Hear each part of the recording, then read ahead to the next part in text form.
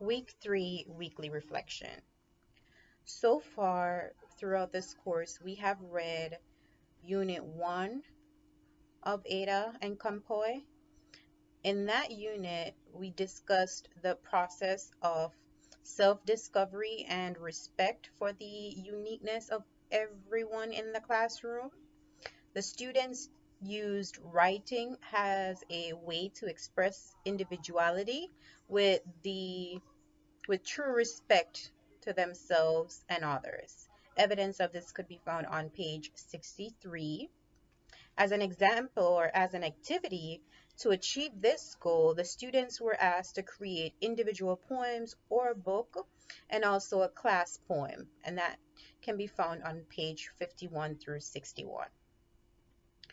In Tabor's Unit 2, we read that several different case studies of ESOL students and concluded that if a child isn't a good communicator, people will ignore him or her. And if people ignore him or her, then they will be left out of social situations. It will be hard for them to enter, and they need that in order to improve their communication skills. Evidence of this can also be found on page 36 of Tabor's. We also watched a few videos so far in this course. In Module 1, we were introduced to transformative education. The videos that we were given to view were Waiting for Superman and Race to Nowhere. The videos were the most important to me because I learned a lot from them. They some aspects of the videos kind of confirmed what I already believed, but then I was still shocked when I saw some points. So just a brief recap of what I saw, what I really agreed with. I'll start with Waiting for Superman.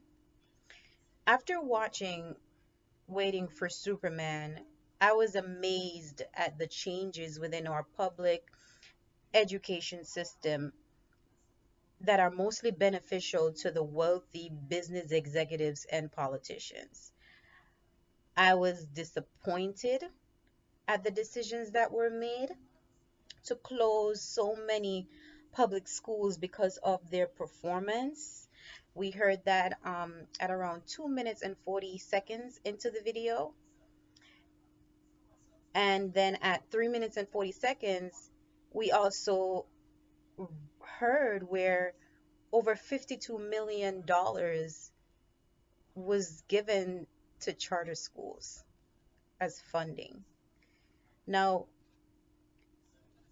the reason why they closed the schools was because they performed poorly on those tests.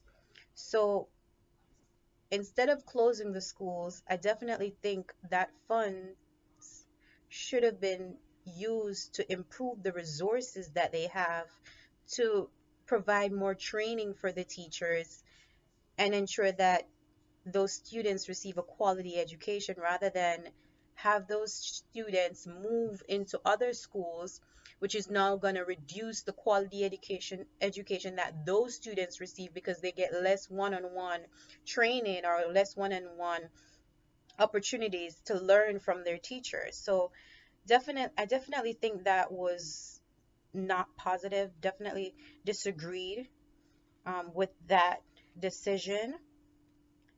I also think that, or I also agree that placing public services in the hands of private entities will not solve the problems that we have within our schools.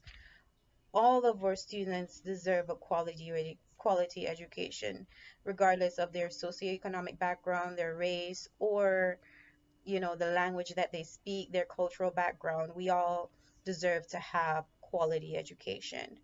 And that can't be achieved if or teachers are quitting their jobs within the first 6 years of working. And that is something that we saw or in the video happening in New York, whereas over 50% of the teachers quit within the first 6 years. Now, that's something that we need to address or fix.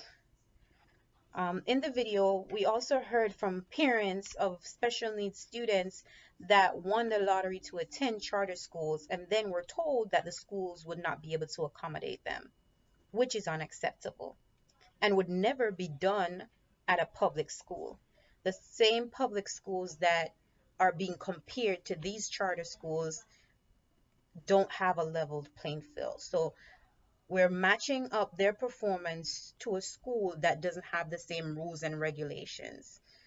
The charter schools' attrition rates are deplorable, and we also notice that they have an increase in their performance while their attrition increase. So they're getting rid of the students that are performing poorly so as to increase their performance on the tests. Evidence of this can be seen throughout the video as well. I think that the Race to Nowhere video was also very educational, and it kind of, I think this video definitely confirmed a lot of what I already believe, which is the pressure that is being placed on our students to be perfect, achieve perfect scores on standardized tests is not helping in the long term. We saw evidence of this in the videos, whereas the students get perfect scores, and then when they go to college, they have to do remedial courses because they forget half of what they took on the test. So they're not retaining the information. They're just studying to pass the test and nothing stays. We need to teach our students, we need to educate them, all of them, like their whole bodies. We need to teach them about being healthy. We need to teach them communication skills. I, for one, have experienced at my job where young people have no social or communicating skills. They don't know how to work together. They don't know how to communicate. This is something that we need to teach within our schools, and it's all because or teachers have to be teaching tests. They're not teaching our students how to be creative, how to communicate with each other, do work in teams. They're not giving them the skills that they need to be happy and live healthy lives. They're just teaching them to pass the test, and they need to pass the test so that they can go to college, and they need to go to college so that they can work. But when they get to work, they're missing all of these life skills. So definitely agreed with some points throughout the video. I think that we need to go back to the drawing board. Education does need reform. So I agree with that 100%. The education system that we have now is still fixed on our kids from back in the past. For example, or great great grandparents, how they learned. It's a new age. We have a lot more resources in regards to technology. We can use that. We need to use that, right? We need to be teaching our students. We need to be developing their creativity rather than teaching them to be robots, just working on standardized tests. So less tests. Let's go back to the drawing board where we teach our students more, right, about life lessons, developing their creativity, not putting them in a box where it's only one answer and that's it. There can be multiple answers to a question, and ensuring that our students aren't too pressured in being perfect. A lot of students they get sick. A lot of them have, you know, they're not happy, they're not healthy. At the end of the day, we want our students to be healthy, we want them to be happy, and so we have to develop a curriculum that facilitates that. you know Going home from school, you go to school for 6 7 hours, and then you go home and another 6 7 hours is on homework.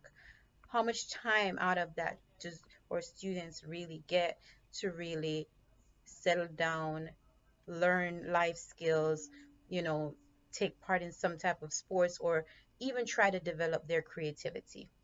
They don't have enough time. And that's why a lot of them get sick, right? A lot of them have suicidal tendencies, all of that. So, in conclusion, I learned a lot so far in this course, and a lot of what I already believed has been reiterated. I definitely think that we need to reform our school system, but that decision should be in the hands of the educators, not the politicians. Thank you.